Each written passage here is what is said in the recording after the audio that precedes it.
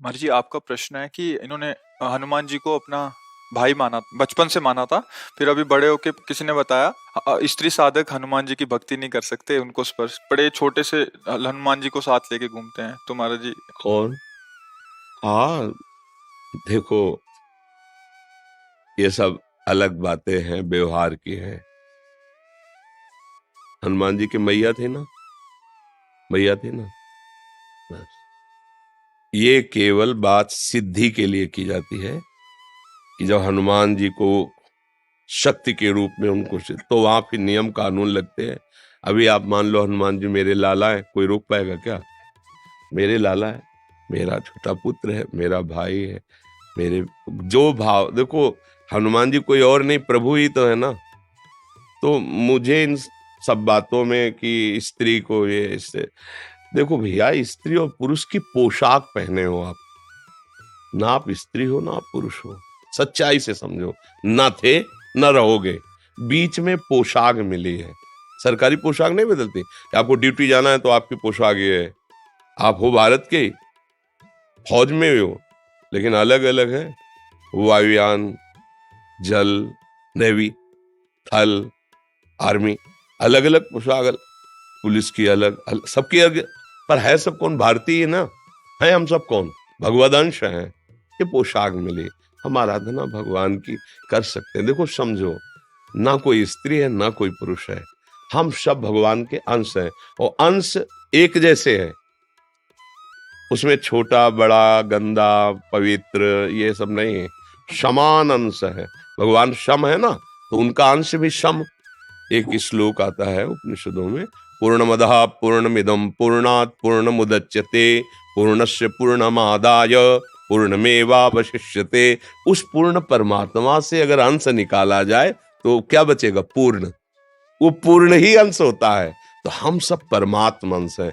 अगर हनुमान जी से ऐसी प्रीति है, प्रीति और सिद्धि में अंतर होता है, ध्यान रखना। जैसे जगदम्बा है, हमारी अम्मा है, अम्मा, अब कौन सा नियम लागू होगा? और आद्या शक्ति भगवती जगदम्बा, इनको वश में पुरखा पानी पा जाएंगे। नियम कानून से चलो, नहीं तो नष्ट हो जाओगे। समझ गए? अम्मा, तो अम्मा की गोद में बालक जैसे मलमूत्र, तो अम्मा कोई दंड देते हैं क्या? कुपुत्र जायत क्वचिदपि कुमाता न भवति।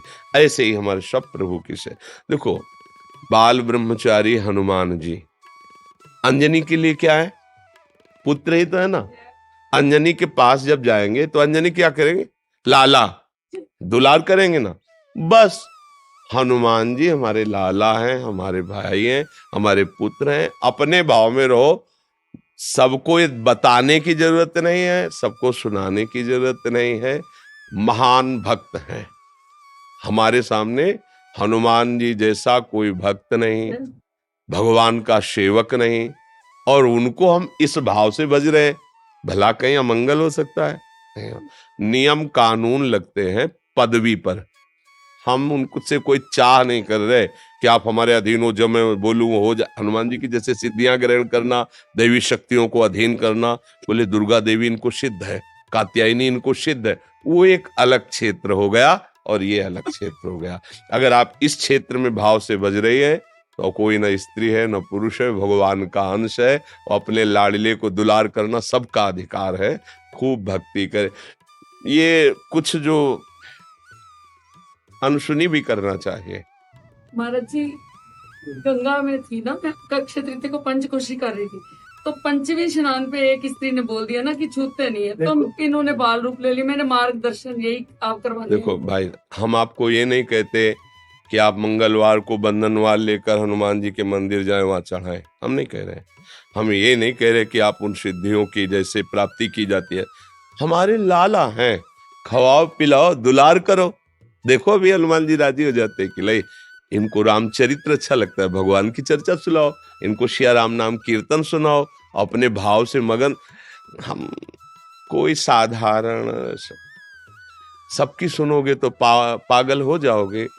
कोई तो कुछ कहेगा, कोई तुम कंठी बांधे हो, सुहागवती होके कंठी बांधे हो। ये तो विधवा बांधते हैं किसी ऐसे माता बहन को। तुम तिलक लगाए हो, सुहागवती होके तिलक लगाए हो। अब क्या उत्तर उनको बताओ? कि असली सुहाग तो यही है, जो माताएं मंगलसूत्र नहीं जैसे धारण करती, ऐसे एक कंठी हमारे लिए हरि की प्रति मंगल सूत्र है, तिलक, ये जो ये सुहाग भरे हैं, हम हरि के हैं। अब ये बातें अध्यात्म और भाव की जगत में जो व्यवहार में वो नहीं समझेंगे, नहीं मानेंगे, हमें उनकी बात नहीं सुननी, हमें अपने भाव से। कर्माबाई जी रोज खिचड़ी 3 बजे बनाकर जगन्नाथ जी को अपने हाथ से पवाती। पहला काम था उठकर खिचड़ी बनाना और प्रभु को पवाना।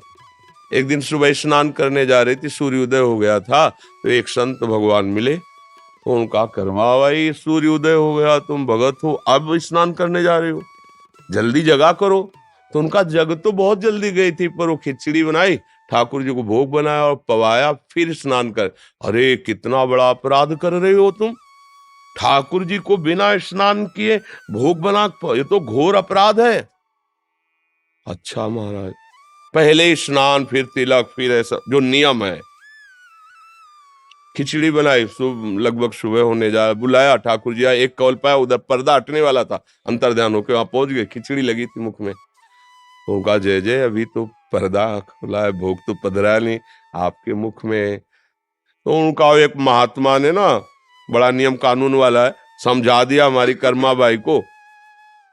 अब वो स्नान आदि करने में विलंब करके, वो वैसे मैं रोज जाता था पाता, तो आज एक ही कौल पाया और भाग आया, आचमन भी नहीं कर पाए। तो तुम ऐसा है, उन माता जी को बता दो जाके कि जो जैसी भावना से चलता मैं वैसे ही मिलता हूँ। ये था माम प्रपद्यन्ते तास्तते हुआ। वो संत जी अपनी भावना से नियम से चले, उनसे कह दो सुबह जैसे करती थी वैसे करके मुझे भोग लगाए। समझ रहे ना, अपने प्रभु हैं, अपने लाडले हैं, हमको इस जन्म में भगवत प्राप्ति करनी है।